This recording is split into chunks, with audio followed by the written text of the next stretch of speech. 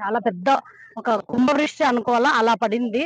దాని వలన ఇక్కడ రైతులు ఆరబెట్టుకున్నటువంటి బుడ్డలన్నీ కూడా పైనుంచి వర్షపు నీళ్ళన్నీ ఒకేసారిగా రావడం వల్ల ఆరబెట్టుకున్న బుడ్డలన్నీ కూడా కొన్ని కొట్టుకుపోయినాయని చెప్పి రైతులు చెప్తున్నారు. మేము నిన్నటి అంటే వీడియోల్లో అవి చూసి పేపర్‌లో చూసి కూడా ఈరోజు రైతులను పరామర్శిద్దామని చెప్పి వచ్చాము.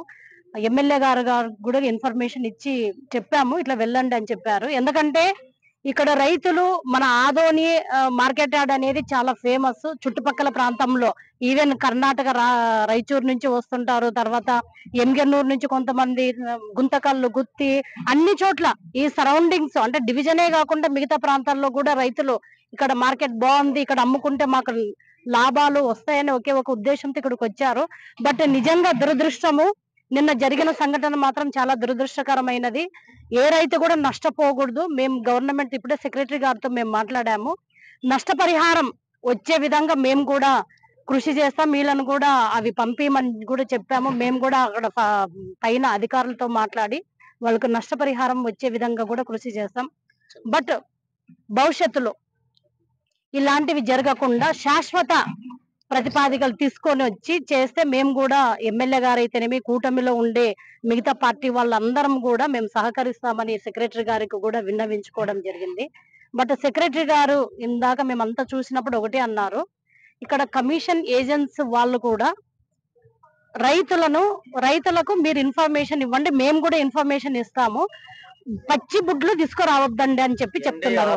బుడ్డలు తీసుకొని వచ్చి కుప్ప చేసి అమ్ముకునేప్పుడు ఈ సమస్యలు రావు అని అంటున్నారు. కూడా వస్తుంది రైతుకు. దీనికంటే మీకు 10 రూపాయలు ఎక్కువ వస్తుంది. ఇది గమనించండి రైతులు దయచేసి. ఎప్పుడైనా మనం నాణ్యంగా తయారు చేసుకొని వస్తే ఆ సరుకు విలువ వేరే.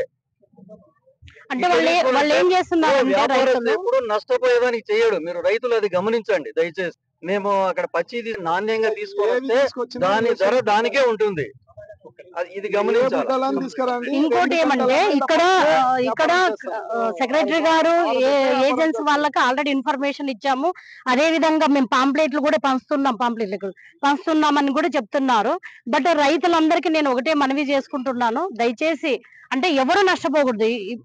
ఎస్పెషల్లీ రైతులు దాదాపుగా 4 నెలల నుంచి ఈ పంటలు పండించడానికి వాళ్ళు ఎంత కష్టపడ్డారో మాకు తెలుసు, అందరికీ తెలుసు. అంటే విత్తనాల దగ్గర నుంచి వాళ్ళు నకిలీ విత్తనాలని అక్కడ ఫైట్ చేస్తారు, ఎరువుల షాపుల్లోన మందులు వేసుకొని వాళ్ళు ఆరగాల మొత్తం కుటుంబం అంతా కష్టపడి ఈ రోజు ఇక్కడికి వచ్చి ఇక్కడ నష్టపోతున్నారు అంటే ఎవరికి మంచిది కాదు.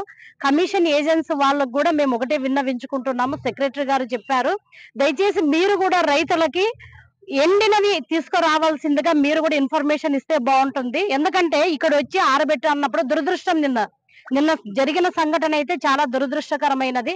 అట్లాంటివి రిపీట్ కాకుండా ఇప్పుడు ఎండివి 100 మంది తీసుకొని వచ్చి ఒకేసారి ఇదే వల్ల ఇబ్బంది అవుతుంది. కాబట్టి మీరు తీసుకెళ్లారా తార్పాలు?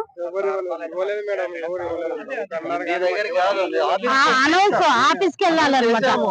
ఇమ్మీడియట్ గా వెళ్ళి తీసుకోవాలి.